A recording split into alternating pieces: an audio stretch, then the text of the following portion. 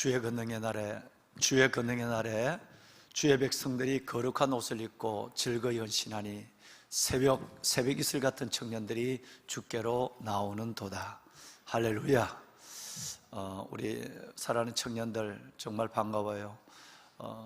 여러 가지 의미에서 오늘은 제가 여러분을 뵙는 것이 너무 큰 설렘과 기대 가운데 이 시간을 기다려왔습니다.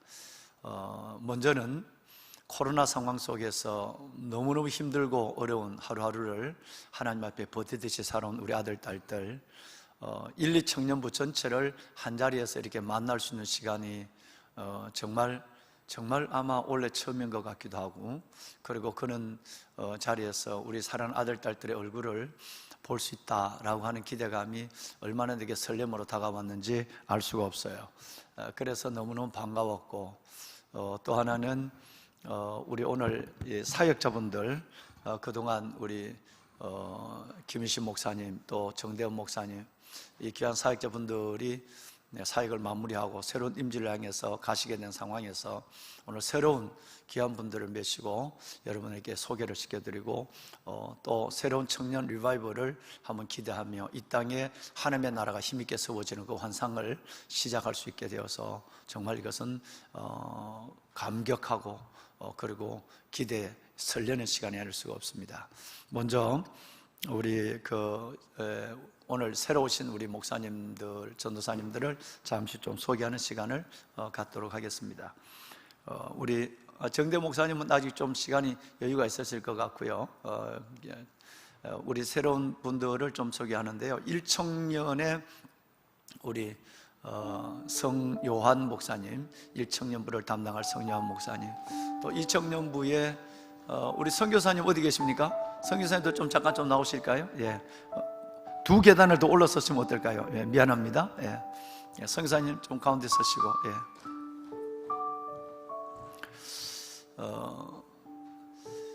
담임 목사가 정말 선교사님 괜찮습니다. 담임 목사가 여기 와서 이제 11년이 지났고 12년 차에 사역을 하면서 많은 청년들을 만났고, 또 많은 청년들이 하나님 안에서 각자의 비전과 은사와 꿈을 가지고 나가는 그런 모습을 봤습니다. 그렇지만 아울러서 또 많은 청년들이 방황하고 설 자리와 갈 자리를 잃어버리고 있는 안타까운 모습을 바라보면서 그것이 곧 나의 실수, 나의 잘못처럼 느껴져서 너무너무 힘든 시간을 보낼 때도 굉장히 많았습니다. 그래서 올해는 연초부터 담임 목사는 많은 고민을 가지고 우리 청년 리바이벌을 위해서 기도하고 있는 가운데서 코로나라고 하는 어려운 환경을 만났습니다. 그러나 하나님께서 이 코로나의 상황과 관계없이 아까 말씀드린 것처럼 주께서 정하여 부르신 하나님의 백성들을 통해서 다음 세대와 하나님의 나라를 이루어갈 환상을 확실히 보고 믿었기에 이제 올 연말에 가서 여러분들과 함께 동력할 일꾼들을 세우는 일에 제가 용기를 가지고 시작을 했습니다. 맨 가에, 저희 서 있는 오른쪽에 맨 가에 보면 우리 성요한 목사님이십니다. 작년 예배에 참석하는 우리 친구들은 아마 인사를 함께 받으셨겠습니다만은, 우리 성요한 목사님은 청년 사역만 그의 삶 전체를 살아왔습니다.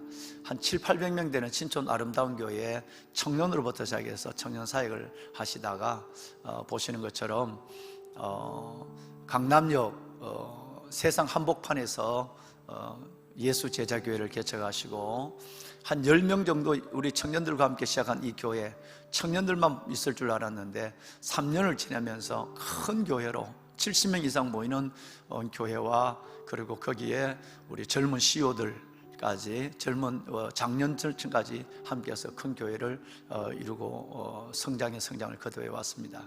작년에 저와 함께 제자 훈련을 하고 그런 가운데 목사님이 이 교회의 여러 가지 사역을 좀 더 많이, 그동안 신촌 아름다운 교회만 사역들을 하셨으니까요, 더 많은 걸 배우고 하나님의 사역을 이루어가고 싶다는 꿈도 함께 나누고, 또 제가 작은아마 사역 컨설팅도 좀 하고 뭐 이런 가운데 있다가 올해 이 교회의 교구 목사님으로 청빙을 제가 해서 구식 교구를 맡기는 걸로 그렇게 해서 청빙을 요청을 하고, 목사님이 그 부흥한 교회를 홍대 앞에 있는 6그런 교회와 연합을 해서 그 목사님에게 교회 전체를 다 위임해 드리고, 그리고 우리 교회로 오셨습니다.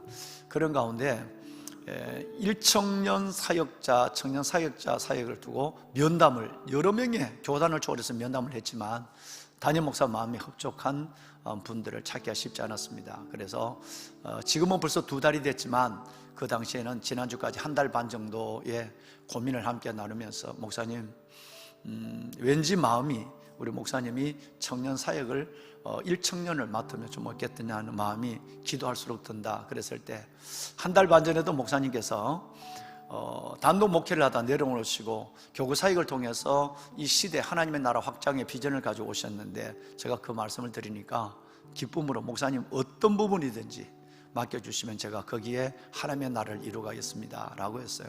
제가 깜짝 놀라고 고마웠어요. 그래서 2주 전에 목요일 날 기도하면서 최종적으로 우리 1청 우리 담당 목사님으로 모시게 되었습니다. 목사님은 충남대학교를 졸업하시고 우리 성결신학대학에서 MDB 과정을 하시고, 보신 것처럼 이 귀한 사역을 지금까지 이루어왔습니다. 우리 목사님 인사할 때 우리 한 박수 한번 할까요? 네, 네, 목사님 감사합니다. 잘 부탁해요. 네, 감사합니다. 우리 맨 가에 왼쪽에 계시는 우리 목사, 우리 전도사님은 우리 김영준 전도사님께서는 저와 인연이, 만나고 보니까 인연이 계신 거예요. 프로필을 잠깐 좀 띄워주실래요?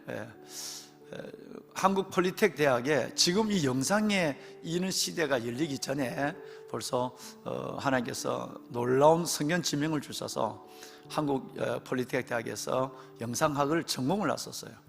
그러시고 백석대학교 대학원에서 목회학을 전공을 하셨습니다. 군성교연합회, 내가 현역으로 있을 때 잠깐 군성교연합회의 유관기관이니까요, 여기 함께 계시는 것을 제가 알았고, 그때도 제가 눈여겨본 청년이었습니다. 그랬으면서 보신 것처럼 청소년 폭력 예방재단과 노아재단 여러 가지 일들에 사역을 하시고, 화평교회와 그 화평교회에서 지교회로 분리한 여러분 흩어진 한평교회의 교회학교 작년 방송까지 담당하신 귀한 우리 전도사님이 되겠습니다. 내년 4월 달에, 지금 강도사님인데 내년 4월 달에 목사 안수를 받으시게 되겠습니다. 제가 이렇게 길게 소개를 시켜드린 이유는 이 청년의 여러 가지 사역을 두고 고민을 하다가 우리 그동안 수년 동안 여러분과 함께 여러 가지 나눔과 말씀, 그리고 예배를 함께 했던 우리 박종문 선교사님, 박종문 선교사님이 이 청년 담당 사역자로 세우시고, 또 거기에 함께 협력하시면서 김우신 목사님처럼 우리 이 청년을 함께 하시면서 또 방송질 전체에 책임 사역을 하셔야 될 분을 메시려고 기도하는 가운데 우리 김영준 전도사님을 뵙게 되었습니다. 그래서 지금 앞에 계시는, 가운데 계시는 우리 박종문 선교사님과 우리 김영준 전도사님이 러닝메이트가 되어서 우리 이 청년들 모두를 멋지게 섬기시면서 새로운 이 땅의 부흥을 이루어가게 될 것입니다. 자, 우리 선교사님하고 우리 전도사님 같이 인사 한번 합시다. 네, 그래요. 우리 박수 한번 날까요? 네, 고맙습니다. 예, 네, 감사합니다. 예, 감사합니다. 예, 감사합니다. 예, 고맙습니다. 네, 자리에 몇일까요? 예.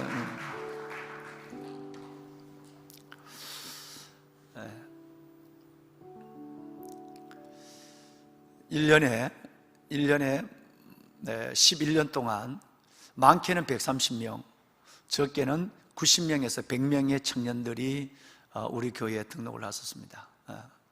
그런데 그 많은 청년들이 청년 공동체 안으로 함께 예배하지 못하고, 대부분의 청년들은 작년 예배에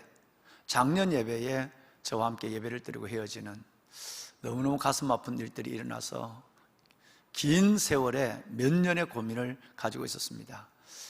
그런 가운데 청년들의 삶이 얼마나 세상 한복판에서 각박하고 만만치 않은 세상에서 얼마나 신음하고 있다는 것도 알면서, 어떻게 하면 담임 목사가 여러분 속에 있는 예수 그리스도의 영을 깨우고 여러분 삶을 하나님께서 원하시는, 한 번밖에 살 수 없는 일생일명의 이 시간 속에서 믿음으로 살아있는 하나님을 마음껏 경험하며 예수 그리스도의 증명으로 살아가게 할까, 이런 것은 늘 제게 부담을 넘어 큰 기도의 제목이었습니다.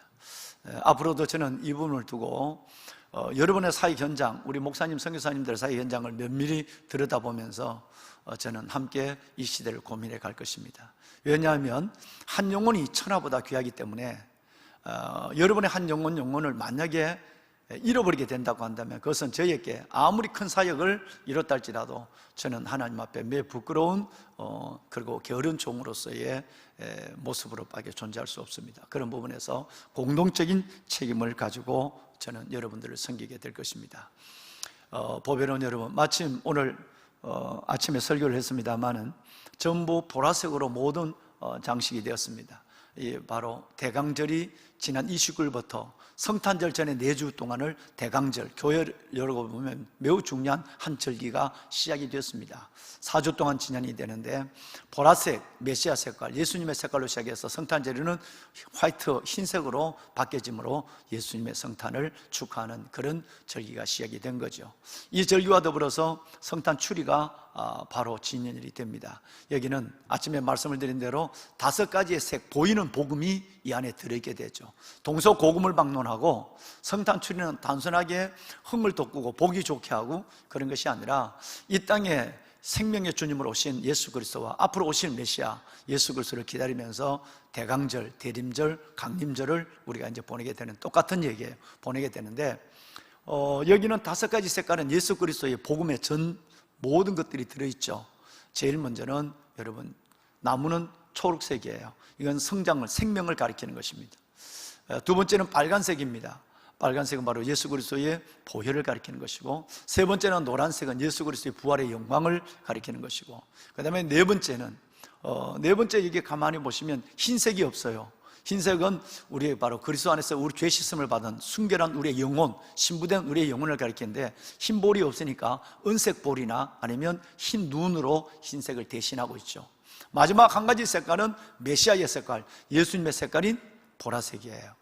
담임 목사의 색깔도, 오늘 성가대 모든 찬양의 색깔도 다 보라색이었어요. 지금 강단 지난주부터 보라색으로 가고 있는 것은 바로 메시아 색깔이기 때문입니다. 여러분들 보시는 절기가 아니라도 강단에 가운데 화이트 스톤, 예수님을 상징하는 2가지가 가운데 딱 박혀 있어요. 하나는 뭐 화이트 스톤, 바로 편석, 돌이고, 그 옆에 보면 보라색 주단이 있죠. 아마 여러분은 모르실 거예요. 여러분 부모님들이 옛날 시골 교회 가면 교회 앞에 있는 휘장 전체가 보라색이에요. 우단으로 되어 있죠. 충충해요. 왜 저렇게 충충하나 그러지만 그것이 바로 왕의 색깔, 메시아의 색깔을 상징하게 되는 것입니다. 그래서 이 교회 리모델링을 할 때 아예 그것을 예수님을 상징하는 2가지 색깔, 화이트 스톤 그리고 여러분 보라색은 가운데다 넣어서 어디에 어떤 각도에 앉아서 어떤 믿음의 여러분 중심이나 연조를 가지고 오더라도 이 강단만 바라보면 평안한 색, 여러분 하나님의 은혜로 지성소로 들어가는 그 마음을 갖기 위해서 이렇게 디자인을 했고, 지금 요즘은 이능 교회가, 우리 교회와 똑같은 교회가 여러 교회가 있습니다. 천주교 성당도 이능 성당이 하나가 있고요, 우리 교회를 그대로 옮기겠다고 허락해달라고 그래서 허락할 것 아니고 주님이 하신 거니까 우리는 10년 전에 제가 이것을 하면서 하나님께서 받은 마음이 있어서 이렇게 했는데, 많은 지금 교회는 이 색을 그대로 하고 있습니다. 맨가에는 오크골드, 금과 같은 신앙, 변하지 않는 신앙, 그 다음에는 천국, 영원한 천국의 소망, 그리고 메시아의 색깔로 들어오게 되는 4가지 색깔로 되어 있지만, 성탄 추리, 대강절을 보내면서는 5가지의 메시아의 색깔이 있습니다. 주님의 보혈, 또 주님의 거룩한 씻음 흰색, 또 주님의 부활의 영광 노란색, 주님의 생명 초록색, 그리고 예수 그리스도의 상징색 여러분 보라색까지 이렇게 되어 있는 것입니다. 이 대강절, 여러분에게 함께 나누고 싶은 말씀 한 절이 있는데, 그래서 바로 88이에요. 이사야서 8장 8절 하반절에 보면 놀라운 말씀이 드렸습니다. 임마누엘이요, 그가 펴는 날개가 내 땅에 가득하리라. 할렐루야. 자, 우리 친구들 한번 내가 이 말씀을 같이 한번 뒤에 있는 부분만, 제가 앞에 있는 부분을 흘러 유다에 들어와서 할 테니까 여러분 뒷부분만 읽고 아멘으로 크게 한번 하십시다. 흘러 유다에 들어와서 가득하여 목에까지 미치리라. 가득하리라 하셨느니라. 아멘. 임마누엘은 누군지 여러분 아시죠? 예수님 오시기 700년 전에 이사야 선지자는 이 땅에 매일매일 양과 소를 잡는 번제가 아니라 한 번, 히브리서 말씀처럼 한 번 죽으심으로 말미암아 온 인류의 죄를 단번에 단번에 대속해 주신 예수 그리스도가 이 땅에 오실 것에 대해서 바로 마태복음 1장 23절에 임마누엘, 그 임마누엘을 먼저 말씀하고 있어요. 하나님이 우리와 함께 계시다. 하나님이 인간의 모습이 되어서 인간의 모습으로 이 땅에 와서 우리와 함께 해주신 그 임마누엘 예수 그리스도의 탄생을 700년 전에 예언하고 있습니다. 그 펴는 날개가 온 땅에 가득하리라. 예수 그리스도의 복음의 영역이 온 세상 가운데 가득하리라 라는 것을 예언하고 있었고, 이 말씀을 따라서 130년 전 예수 그리스도의 복음이 우리에게 흘러들어왔고, 선교사님을 통해서 스코필드, 여러분 그 다음에 토마스, 이런 선교사님을 통해서 우리에게 복음이 그 펴는 날개, 온 땅의 열방까지, 예수님은 한 번도 갈릴리를 떠나보지 않았지만 너희는 온 땅 끝까지 내 증인이 되리라. 그 당시에 이 말씀은 말씀도 안 되는 얘기예요. 비행기도 없었고 열차도 없었고 여러분 제트 엔진도 없었는 시대였어요. 근데 주님은 지금 이 시대를 바라보면서 너희가 유다와 온 세상 끝까지 증인이 되리라는 그 말씀이, 이 말씀 안에서 그 펴는 날개가 온 땅에 내 땅에 가득하리라, 이 말씀을 통해서 우리의 가슴에까지, 심장에까지 와서 저와 여러분이 예수 그리스도를 영접하고 하나님의 자녀가 된 줄로 믿습니다. 보배로 살아가는 귀한 여러분, 이제 이 말씀을 저는 다르게 여러분에게 좀 말씀을 드리고 싶어요. 임마누엘 예수 그리스도가, 이제는 우리 가슴에 온 예수 그리스도가 내 땅, 여러분의 삶의 영역, 여러분의 가정이나 꿈꾸고 기도하고 앞으로 취직하기를 원하는 직장이나 또 여러분의 일생 가운데 여러분의 땅에 가득하기를 소원합니다. 할렐루야. 여러분, 단순하게 내 영혼의 구주가 아니라 이제 그 구주를 넘어서 내 삶에 가득한 예수, 내가 경험하는 예수, 내가 만나는 예수, 내가 누리는 예수, 이런 예수가 될 때에 우리 안에 에너지가 일어나요. 믿음의 증거가 보이는 거예요. 그렇지 않다면 믿는 청년들이나 안 믿는 청년이나 똑같아요. 일주일에 한 번씩 부담스럽게 교회 가는 거 빼내놓고는 차이가 별로 없다고 한다면 우리 안에는 예수 생명, 그것은 구원 이후에 죽어서 천국 가는 보험 하나 드러난 이것 이상의 아무 의미가 없는 거예요. 여러분, 여러분의 땅에 주님이 가득하기를 축원합니다. 아멘, 아멘. 자, 그렇다면 우리 아들, 딸들 한번 우리 스스로 우리 한번 이 얘기를 들으면서 설명을 우리 한번 마음의 생각을 한번 해볼까요? 여러분, 믿음이 무엇이라고 하는가요? 믿음이 내 안에 있다, 예수 그리스도를 향한 믿음이 내 안에 있다는 것은 무엇을 의미하는가? 믿음은 막연한 추상명사로서만 기억되고 있지, 그 믿음이 내 삶에 무엇인가? 내게 믿음이 무엇으로 인식되는가? 라는 부분에서는 설득 대답을 하지 못하는 크리스찬들도 꽤나 있는 것 같습니다. 제가 군에서 이 질문을 꼭 해봤거든요. 군에서 그 많은 아이들이 훈련병 때나 아니면 장교들이나 이들 다 모았을 때도 여러분의 믿음이 무엇이라고 생각합니까? 라고 했을 때에 쉽게 얘기하지 못하는 경우가 많이 봤어요. 저는 이 대답을 기대하고 질문을 한 겁니다. 믿음이 뭐냐고 묻는다고 한다면 뭐 바라는 것들이 실상에 보지 못하는 것들이 증거라고 하는 신학적, 신앙적, 성경적 여러분 히브리서에 있는 말씀을 갖고 믿음을 설명할 수 있지만 우리 얘기로, 우리 이야기로, 내가 경험된 진리로 믿음을 얘기하려면 아마 최소한 이 세 가지 정도 얘기가 쉽게 나오지 않을까. 그 첫 번째가 뭐냐 하면 아들, 딸들, 믿음은 예수 그리스도 그분의 죽으심과 그분을 통하여 생명을 얻었다는 것을 인정하는 거예요. 나를 위해서 주님이 죽으시고 내가 이 땅에 태어나기도 전에, 성경대로 얘기하면 너희가 알기도 전에 그랬어요. 우리가 죄인 되었을 때, 우리가 그를 알지 못했을 때, 우리가 주님을 알지 못했을 때 그분은 우리의 모습으로 오셔서 우리를 위하여 죽으심으로 우리의 영혼을 구원하셨다. 그래서 예수 그리스도의 이 땅에 오신 성육신과 십자가의 죽음을 통해서 영원한 생명을 얻었다는 걸 믿는 것, 이것을 믿음의 내용 첫 번째로 얘기할 것입니다. 두 번째는 그 믿음은 단순하게 내게 구원하는 것으로 끝난 것이 아니라 저와 여러분들에게 이 땅의 삶은 매우 많은 질곡, 매우 많은 눈물, 매우 많은 인생의 환난과 시련이 연속되는 것 같지만 오늘 아침 설교를 여러분 꼭 한번 시간이 나면 들었으면 좋겠어요. 그 많은 속에 보세요, 하나님 상속자, 곧 하나님의 상속자요 그리스도와 함께한 상속자라. 우리가 그와 함께 영광을 얻기 위하여는 고난도 함께 받아야 할 것이느니라 그랬어요.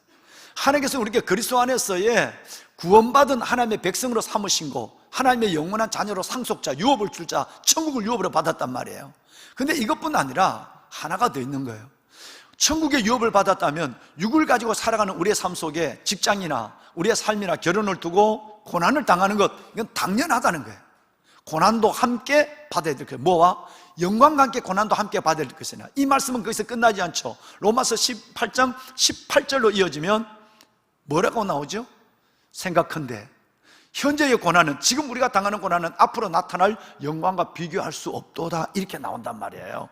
그러니까 믿음이란 나를 위해서 이 땅에 오신 인간 예수 그리스도, 그분의 십자가에 죽으셔 부활하심으로 영원한 생명을 얻었다고 내가 인정하는 거.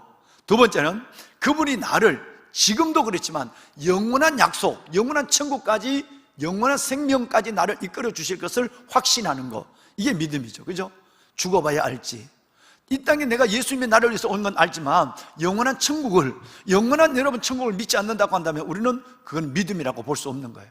대부분 두 번째는 영원한 천국을 믿는 거예요. 많은 사람들이 지옥과 천국을 믿지 않는 청년들이 너무 많아요. 세 번째가 뭐냐 하면 오늘 제가 여러분과 나누고 싶은 얘기예요. 세 번째는 믿음이 굉장히 깊어졌을 때예요. 첫 번째는 막 와서 세례받을 때, 예수 그리스도를 나의 구주로 영접하고 주님이 나의 마이 세비어, 나의 구주가 됐다는 걸 인정할 때, 이게 믿음이에요. 두 번째는 영원한 천국을 소망 중에, 약속 중에 기다리는 거, 이게 믿음이에요. 세 번째는 여러분, 이건 믿음의 수준이 어느 정도 주님과의 교제가 깊어지고 하나님과의 얼굴을 구하는, 하나님과의 관계가 더해졌을 때 우리가 고백할 수 있는 거예요. 뭐냐 하면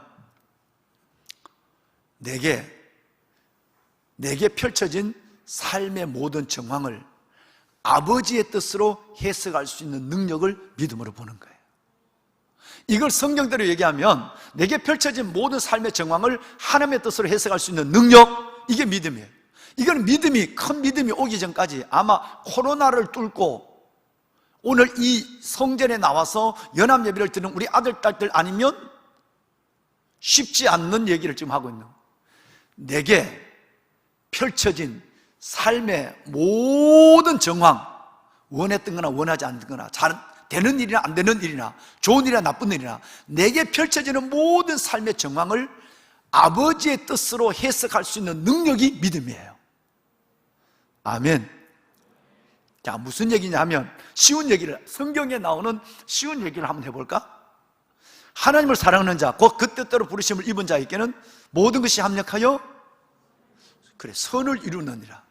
이 말을 성경적 언어를 내 삶의 언어로 풀어놓은 거예요. 하나님을 사랑하는 자, 그 뜻대로 부르심을 입은 여러분 모두는, 여러분에게는 모든 일, 잘된 일, 못된 일, 원하는 일, 원하지 않는 일, 이 말은 세상의 언어니까 안 쓸 수 있지만 우리가 쓸 수 있는 일, 성공한 일, 실패한 일, 응답된 일, 응답되지 않는 일, 이 모든 것이 합력하여 선을 이루는 거예요. 합력하여 끝내면 거기에 하나님의 뜻이 있다고 믿는 거예요. 내가 안 돼도, 병들어도, 아니 어떤 면에서 내가 죽어도 뜻이 있다고 믿는 거예요. 근데 이걸 여러분의 언어로 풀어준 거예요. 나에게 펼쳐지는 삶의 모든 정황, 좋은 일, 나쁜 일, 성공과 실패, 병들고 남고, 취직되고 안 되고 뭐 이런 일부터 내게 펼쳐지는 모든 삶의 정황을 아버지의 뜻으로 해석하는 거예요. 주님은 문제보다 크시다. 주님은 선행하신다. 할렐루야. 하나님의 뜻으로 해석할 수 있는 그 능력이 어느 정도냐? 그 능력이 없으면 믿음이 없는 거예요. 내게 펼쳐진 모든 삶의 정황을 하나님의 뜻으로 해석할 수 있는 능력이 있다면 그분은 능력이 있는 거예요. 믿음이 있는 거예요. 이게 믿음의 경중과 믿음의 수준을 결정하는 거예요.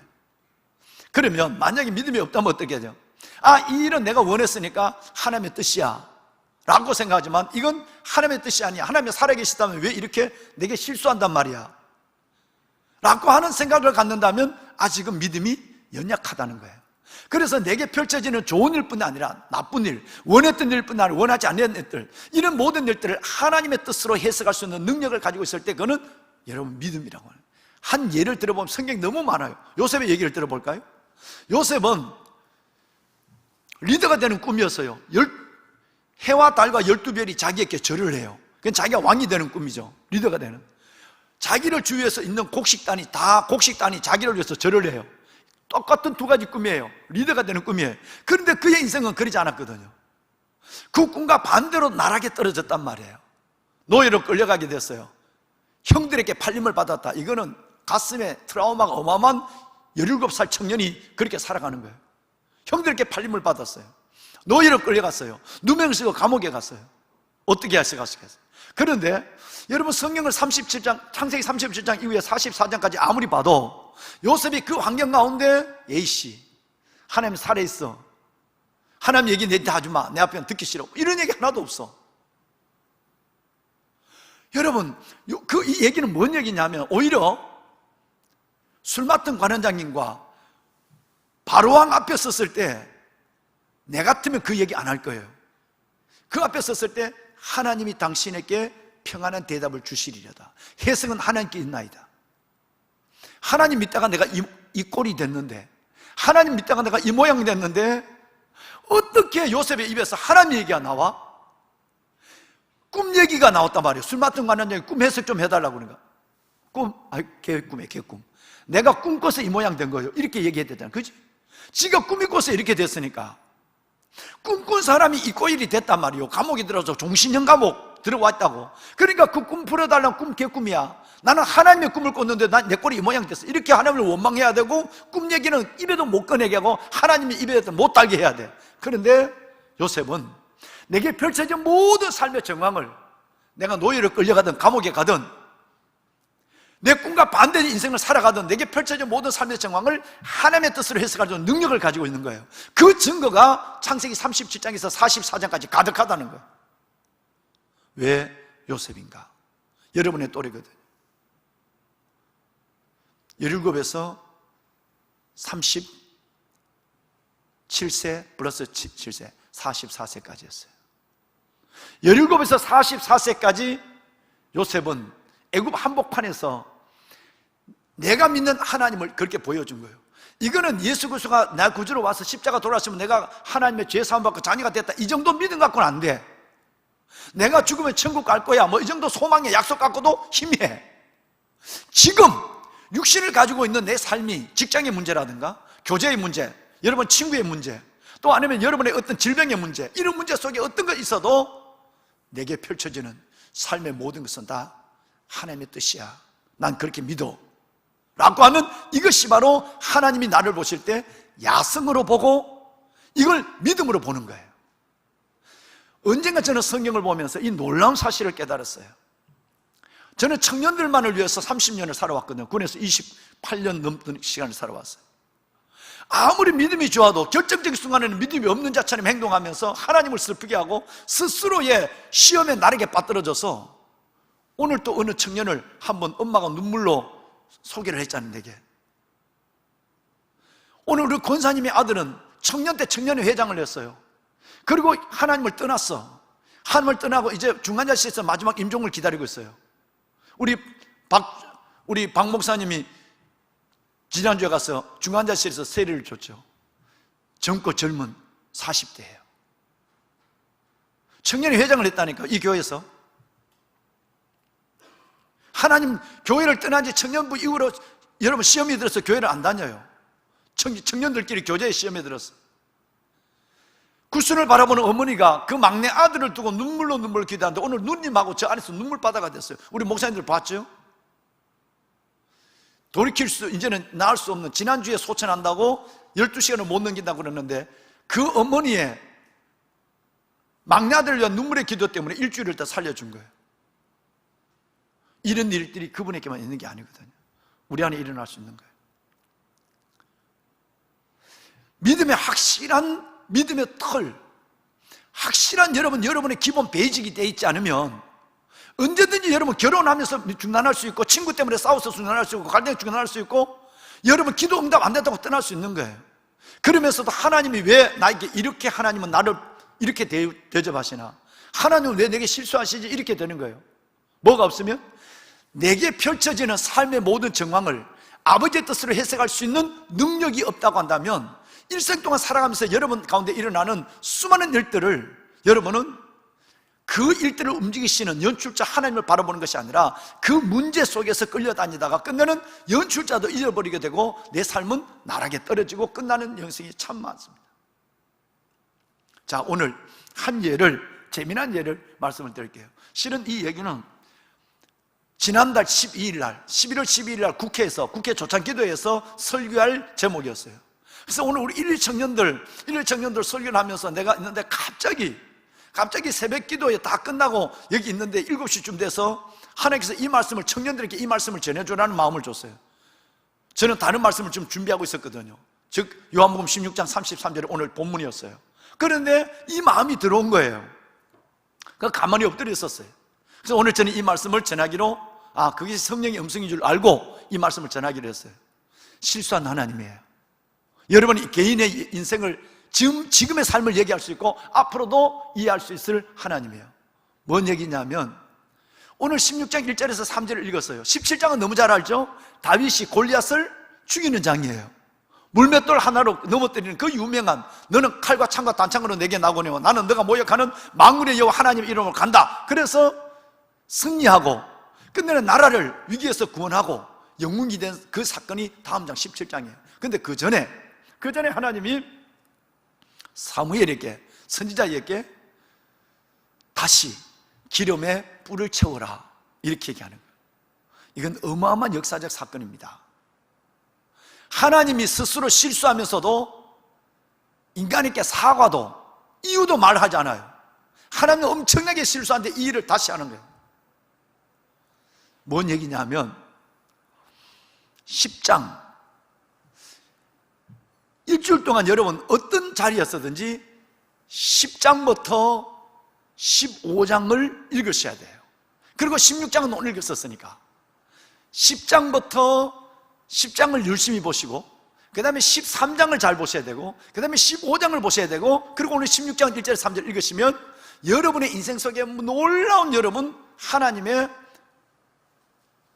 신실한 약속이 여러분에게 주어지게 될 것이고 여러분의 마음은 너무너무 편하게 될 것이고 하나님은 여러분에게 먼저 평안을 주시고 여러분의 삶을 기가 막힌 드라마로 이끌어 가실 걸 저는 확신하는 거예요.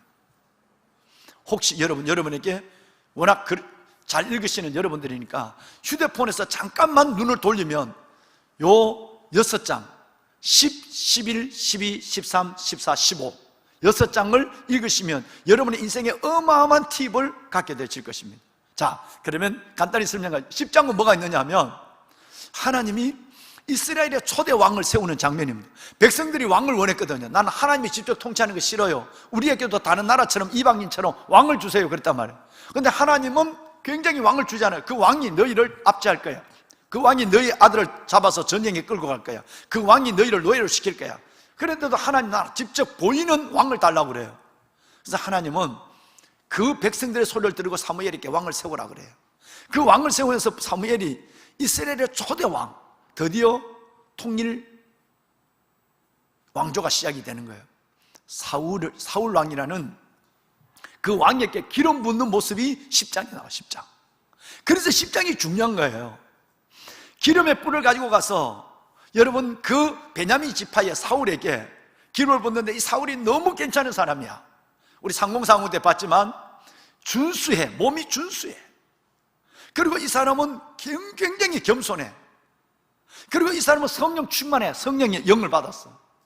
이 사람은 자기를 대적하는 사람도 다 끌어안을 수 있는 넓은 가슴, 믿음의 예각이 넓어. 그런데 나중에는 이게 인간이 엉뚱한 거야. 그것이 13, 15장이에요 13, 15장을 보면 얼마나 사람은 좋다가도 타락할 수 있는가, 청년의 믿음이 얼마나 변할 수도 있다는 것을 보여주는 것이 바로 13, 15장이에요 막비스 전투와 아말렉 전투에서 보여준 그의 거짓과 교만, 여러분 이것은 극치에 달했어요.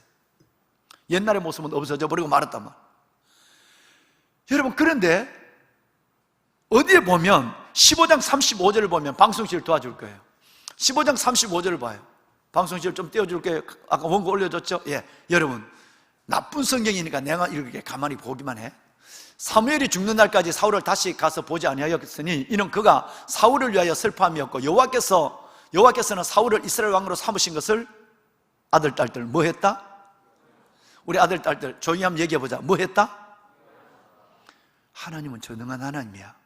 무소부지한 하나님이고 전지한 미래를 아시는 분이에요. 그러니까 예정하잖아요. 그죠? 예정하잖아요. 섭리와 경륜을 이루잖아. 그런데 하나님, 이 말은 하나님께 전혀 어울리지 않는 얘기예요. 성경에 보면 인간이 아니시니 후회함이 없으시고 이랬거든. 근데 이게 후회했다고. 후회하셨다고. 그러면 하나님은 실수할 때도 있네. 그러면 내 인생에 이 문제도 하나님이 실수한단 말이냐? 하나님에 대해서 오해할 수 있는 부분이 충분히 생기는 장이에요. 그 괜찮은 사람을 하나님은 사무엘을 통해서 머리에 기름을 부었다니까. 왕으로. 왕 제사장 선지자만 기름을 붓잖아요.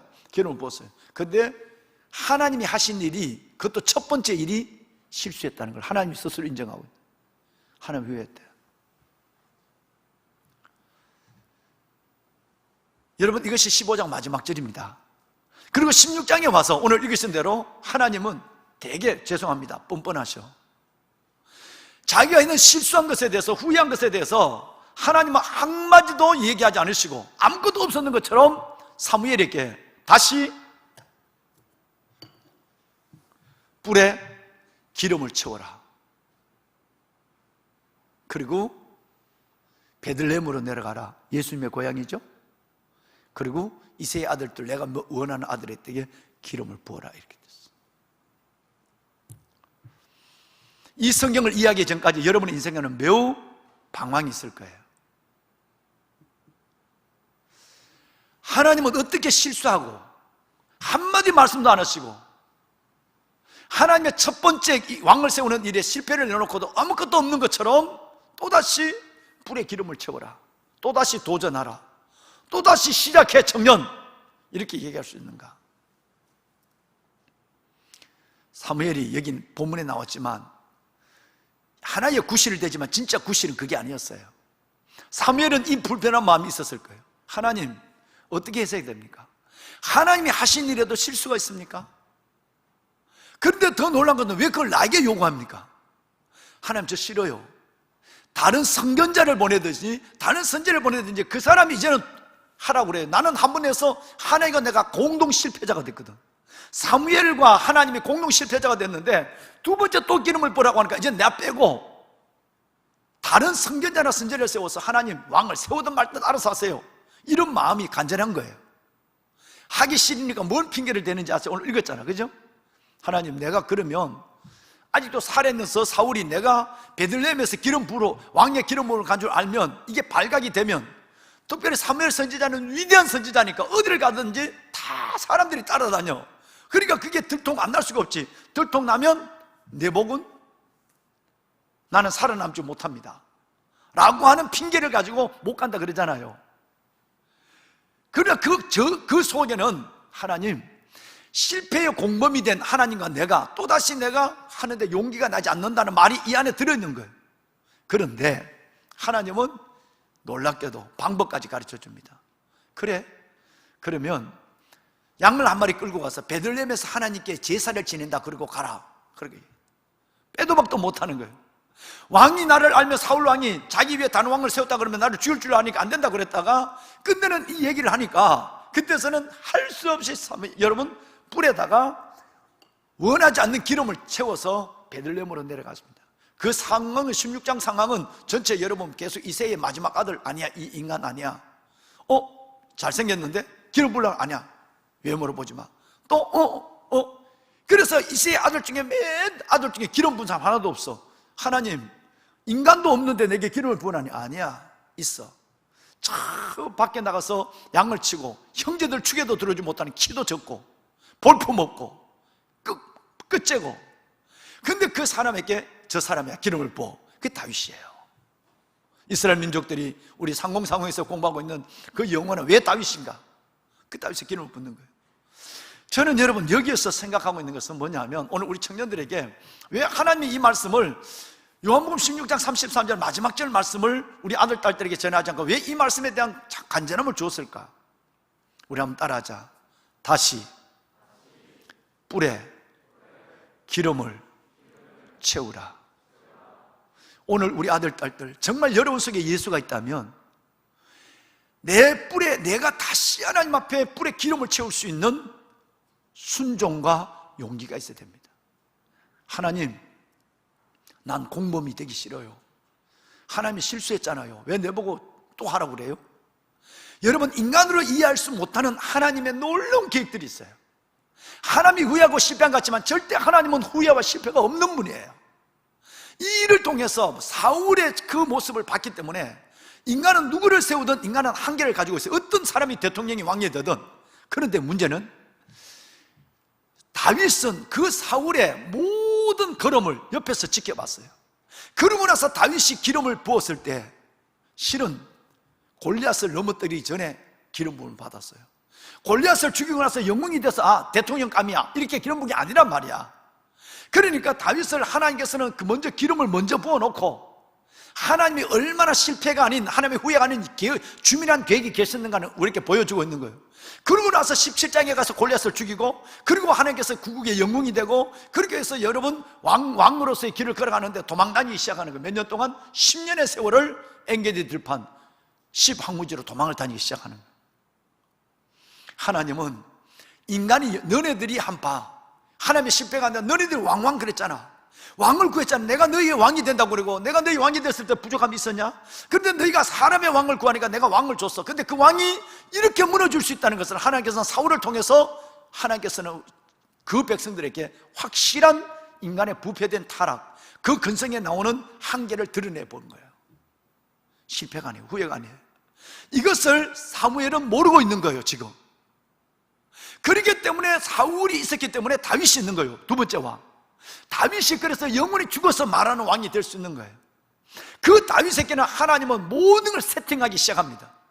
그의 기도, 영성, 주님 사랑하는 마음, 여러분이 보냈던 그 놀라운 찬양, 이 모든 것들을 다 훈련, 심지어 수금을 타는 것까지 훈련을 시켜요. 그리고 영성과 인격을 가지고 40년 동안 그 왕을 이끌어가면서 그가 죽었지만 살아서 말하는 왕. 2년 전에 텔아비브에서 예루살렘까지 고속철이 돼. 나는 그거 못 타봤어요. 공사하는 거 한창 하는 걸 보고 떠나게 돼.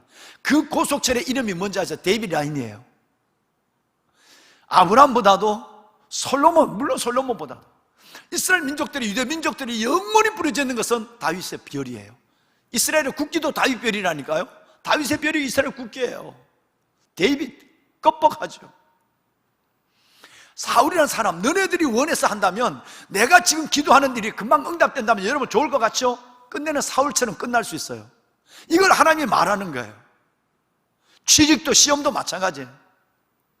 내가 안 된 거 왜 하나님이 실패합니까? 왜 나를 이렇게 됩니까? 하나님은 아니야. 너가 원하는 대로 된다면 너는 사울이 될 수 있어. 이스라엘 백성이 왕을 원해서 줬잖아. 봐라, 이게 그 모양이야. 끝내는 내가 원하는 대로 아니라 하나님 원하는 대로 나 인생을 사용해달라고 내 자신을 내어놓고 끝까지 뿔에 기름을 채우는, 다시 도전하는, 다시 시작하는, 다시 어게인 하나님 앞에 출발하는 이 모습이 없다면 하나님을 이해할 수 없어요. 여러분들이 결혼하고도 맨날 하나님 원망할 거예요. 아니, 여러분 문제가 아니라 여러분 자녀들이 아빠, 엄마, 하나님 살기 위해서 왜 이래? 이렇게 얘기할 때 뭐라고 얘기할래? 성경에 수많은 대답이 있지만 다시 뿔에 기름을 채워라. 아무것도 없었는 것처럼 하나님 얼굴을 싹 바꿔놓고, 하나님 얼굴을 싹 덮어놓고 책임을 내게 맡기는 것처럼 다시 기름 채워. 하나님 한참 멍하니 있었을 거예요. 나 죽일 건데요. 할 말이 없어서 하나님 공동 책임, 범죄자 만들지 마세요, 이 얘기를 못하니까 죽일 텐데, 이 얘기를 하잖아요. 끝내는 그 두 번째 뿔을 통해서 가장 위대한 하나님의 사람이 나타나고 그 뿌리에서 예수님이 탄생하게 돼요. 할렐루야. 아들들아, 사랑하는 딸들아, 나는 우리 아들, 딸들이 이 본문을 제대로 해석하면, 이 역사를 해석하면 많은 들들에서 내 중심적으로 하나님을 판단하지 않을 거야. 하나님을 실패자라고 몰아붙이지도 안 하고, 왜 하나님 나를 이렇게 던져놓느냐고 하나님 앞에 Why me? 내 자신을 갖고 왜 나야? 라고 반항하지도 않을 것이고, 그래서 끝내는 누구처럼? 다니엘처럼, 요셉처럼, 에스더처럼 죽음을 앞에 두고도, 다니엘도 에스더도 요셉도 죽음을 앞에 두고도 내게 펼쳐진 모든 삶의 정황을 하나님의 뜻으로 해석할 수 있는 능력 갖고 거저 나는 예만 있고 아멘만 있습니다. 할렐루야. 여기서 예가 아멘이 안 되면 끝없이 나는 하나님에 반항해야 되고, 하나님을 내 안에서 내 마음으로 재단하기 시작하는 거예요. 하나님은 여러분 가운데 설 자리가 없어요. 최소한 오늘 이 자리에 나와 있는 우리 아들, 딸들만은 어떤 일이 있어도 다시 아무것도 없는 것처럼 다시 뿔에 기름을 채워서 하나님 가지 뭐, 하나님 하지 뭐 라고 하는 야성이 있어야 된다는 말이야. 알톨킨, 반지의 제왕을 지은 알톨킨의 얘기를 여러분 지난 몇 년 전에 우리 청년들에게 한번 한 얘기가 있어요. 그 알톨킨의 글에 보면 이런 말이 있어요. 번쩍이라는 것은 다 금이 아니고, 헤매는 자라고 다 길을 잃은 것은 아니다. 강한 것은 오래되어도 시들지 아니하고 깊은 뿌리에는 서리가 닿지 않는다. 제가 중령으로 있을 때 저는 이 말을 보고 너무너무 놀라워서 책을 딱 이렇게 가슴에 붙이고 하나님께 손을 들었어요. 하나님 감사합니다. 시편의 수많은 고난에 대한 얘기, 약속에 대한 얘기가 나오지만 알 돌킨이 한 이 얘기가 얼마나 우리 오늘 이 병사들에게, 이 청년들에게 필요한 얘기인지 다시 한번 나눠보자. 번쩍이란 것은 다 금이 아니에요. 크리스찬 청년이라 보이지만 다 크리스찬 청년이 아니에요. 참 믿음을 안 가지면 다 리얼 크리스찬이 아니라는 얘기예요. 번쩍이는 것은 다 금이 아니고, 반대로 헤맨다고 해서 내가 지금 직장 때문에 헤매고 내가 지금 저 관계 때문에 헤맨다고 해서 다 길을 잃은 것은 아니에요. 더 나은 길을 내가 지금 하나님의 주신 길을 지금 기다리고 찾고 있는 거지 헤매는 건 아니란 말이에요. 남들이 보면 내가 헤매고 있다고 생각해. 엄마가 봐도 헤매고 아빠가 봐도 헤매고, 아니야. 헤맨다고 해서 길을 잃은 자는 아니에요. 강한 것은 오래돼도 시들지 않습니다. 진짜 강한 건요, 명품은 오래 가도 명품이에요. 싸구려는 금방 소리가 나요. 명품은 소리가 안 나요. 오래 가도 그대로예요. 마지막 얘기는 깊은 뿌리에는 소리가 닿지 않아요. 밖에 나가서 하늘 동산에 풀들 보세요. 다 말라버렸어요. 내년엔 거기 그 뿌리에서 날지는 몰라. 그런데 잎을 다 떨어뜨린 그 분재 같은 단풍나무를 봐. 앙상한 여러분 나목, 앙상한 가지만 남겨있지만 서리가 그 뿌리에 닿지 않아요. 얼음도 그 뿌리에 닿지 않아요. 내년 보면은 아름다운 연초록 빛을 낼 거야. 깊은 뿌리에는 서리가 닿지 않습니다. 여러분이 야성을 가지고 다시 뿔에 기름을 채울 수 있는 용기, 예수님이 이를 내게서 빼앗는 자가 있는 것이 아니라 난 스스로 버리노라. 가룟 유다가 나를 팔아서 난 죽는 거 아니야. 대제사장이 나를 죽여서 죽는 것이 아니라 나는 벌써 이 땅에 태어날 때부터 하나님이 이 고난의 길, 십자가의 길, 비아 돌로로사 이 길을 걸어가서 만인을 구원할 하나님의 계획을 가지고 있어. 죽여서 죽는 것이 아니라 난 스스로 이 길을 걸어가는 거야. 나는 여러분의 나이 많을 때에 76년도 저는 이 말씀을 듣고 예수 그리스도를 인격적으로 영접했어요. 예수 그리스도의 그 삶 속에 뚜벅뚜벅 걸어가는, 마치 뿔에 기름을 다시 채우고 아무것도 없는 것처럼 죽음을 향해서 걸어가는 그 걸음을 통해서 내가 받은 은혜는 메가톤급이어서 어마어마한 충격적인 은혜를 받았어. 나는 가룟 유다가 죽여서 죽인 줄 알았거든. 대제사장이 로마 군병들이 찔러서 죽은 줄 알았다면 그게 아니라 내게서 빼앗는 자가 있는 것이 난 스스로 버리노라. 이제는 누가 뿔에 기름을 채우라 말하지 않아도 내가 하나님 앞에 다시 믿음으로 내 영혼의 기름을 채우고 다시 시작할 수 있는 용기를 갖는 거예요. 얼마나 많은 그리스도의 청년들이 이걸 못하고 있는가. 똑같아. 교회 다니는 청년이 아니면 청년이 똑같아. 뭐가 없는 거? 야성이 없는 건 똑같은 거야. 기름을 갖다 손에 놔줘도 기름을 안 채워. 지난번 채워봤는데요, 나 이러고 있어. 여러분, 성경의 믿음은 다른 것에 있는 것이 아니라 성경의 믿음은 딱 하나의 믿음을 봐요. 야성을 믿음으로 봐요. 다시 도전한 걸 믿음으로 봐요. 근데 우리가 포기해버리거든. 포기하는 사람에게는 절대 기름을 채울 수 없어. 하나님 벌써 여러분 기름병을 엎어버렸는데, 하나님 불려고 하는데 나 싫다고 기름병을 엎어버렸는데 어떻게 기름을 붓겠어? 내 마음에 정리했어. 하나님도 내 인생을 안 열어줄까, 기도 안 들어줄까 내가 먼저 알아. 하나님보다 내가 하나님 위에 서 있단 말이야. 하나님의 계획에 일치된 삶을 살아갈 수 없어. 실패한 사람은 하나님 쓰지만 포기한 사람은 쓰지 않아. 수천만 명의 청년들을 내가 만났잖아, 30년 동안. 그런데 실패한 사람은 써. 그 실패는 매우 겸손하게 하고 그 실패는 하나님을 더 간절히 붙잡게 해. 그런데 포기한 사람은 쓰지 않아. 지금 김장철이 됐지만 포기는 배추나 새알일 때 하는 소리라 포기야. 여러분, 우리에게는 다시 뿔에 기름을 채우는 야성이 있어야 돼. 아들, 딸들아, 든든한 백이 있잖아. 여러분, 이제 내가 그래 지난번 실패했으니까 사무엘은 이렇게 생각했을 거야. 지난번에 실패했으니까 이번에 실패하는 건 그거지 뭐. 한번 실패해봤으니까 이렇게 생각하는 사람이 있고, 하나님 지난번에 시킨 대로 했는데 실패했는데 또 하라고요. 난 싫어. 이런 사람, 둘 종류 사람이 있네. 실패는 한 번이나 두 번이나 하면 마찬가지예요. 그러나 여러분 걱정하지 마세요. 실패하든 아니면 다르든 여러분의 인생은 벌써 하나님 앞에 올려져 있어요. 올려져 있는 여러분의 인생이니까 실패해도 그분이 같이 실패한 거예요. 안 돼도 그분이 안 되게 한 거예요. 여러분의 책임이 있다고 생각하지만 그게 아니에요. 큰 하나님의 가슴, 하나님의 플랜으로 보면 여러분을 그 일을 하게 하시고 그 일을 다시 기름 뿌려 채우게 한 그분이 책임이에요. 이것을 깨닫는 순간 나는 자유함이 왔어요. 목회를 내가 하는 줄 알았어요. 전부 청년들만 있잖아요, 우리 교회는. 그러니까 14번 교회를 옮겨 여기가 15번째 교회거든요. 14번 가면 머리 빡빡 깎은 이등병들하고 청년들하고 간부들 몇 명 뜨끔뜨끔 있단 말이에요.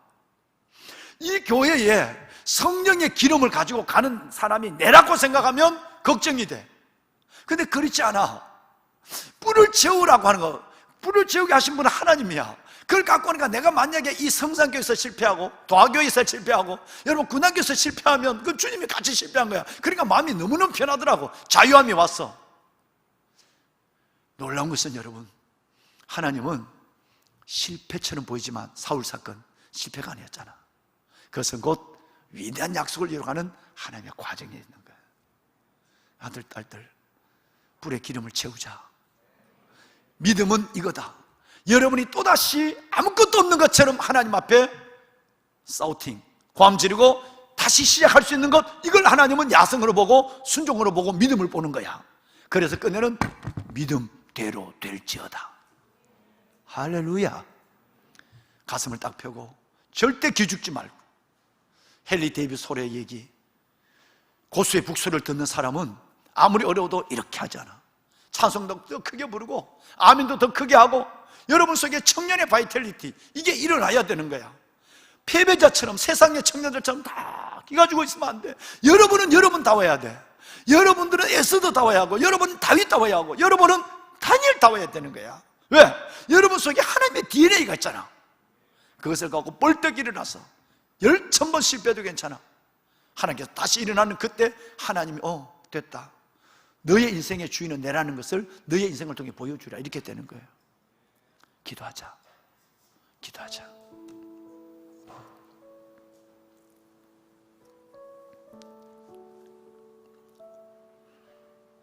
다시 내 뿔에 기름을 채우라.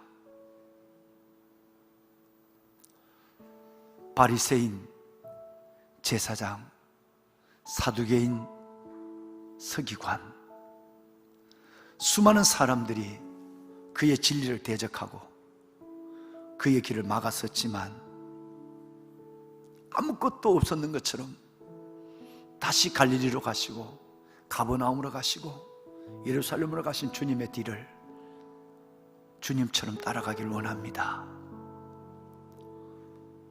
하나님의 실패, 하나님의 후회, 거기에 공범자처럼 보이지만 다시 뿔에 기름을 채워라. 이 말씀을 두고 기름에 뿔을 채워 베들레헴으로 내려간 사울의 걸음, 사울의 믿음, 사무엘의 그 중심, 사무엘의 걸음과 사무엘의 그 걸음과 그 중심을 우리 아들, 딸들에게 허락하여 주었어. 웬만해서는 기쁨이 없고 웬만해서는 용기가 없고 웬만해서는 생기가 없는 이 땅의 삶에 하나님의 강한 손으로 붙잡아 주시사 영혼, 뿌리, 서리와 얼음이 닿지 않는 그 뿌리의 생명력을 갖고 멋진 인생을 꽃 피워내는 우리 아들, 딸들이 다 되게 하여 주옵소서. 아빠, 아버지요, 우리 아들, 딸들을 붙잡으소서.